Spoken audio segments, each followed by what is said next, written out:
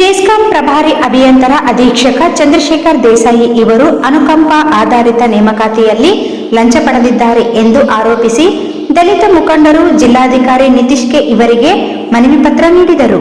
ಪ್ರತಿ ಅನುಕಂಪ ನೌಕರದಾರರಿಂದ 5 ಲಕ್ಷ ಲಂಚ ಪಡೆದಿದ್ದಾರೆ.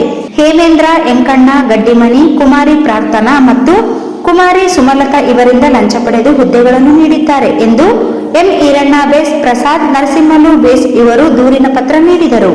ತರಾತುರಿಯಲ್ಲಿ ನೇಮಕಾತಿ ಆದೇಶ ನೀಡಿ ಕೆಲಸ ನಿರ್ವಹಿಸಿದ ವಾರದಲ್ಲೇ ಮತ್ತೆ ಆದೇಶ ರದ್ದು ಮಾಡಿ ಮೃತ ಕುಟುಂಬದವರ ಬದುಕಿನ ಜೊತೆ ಆಟವಾಡಿದ್ದಾರೆ.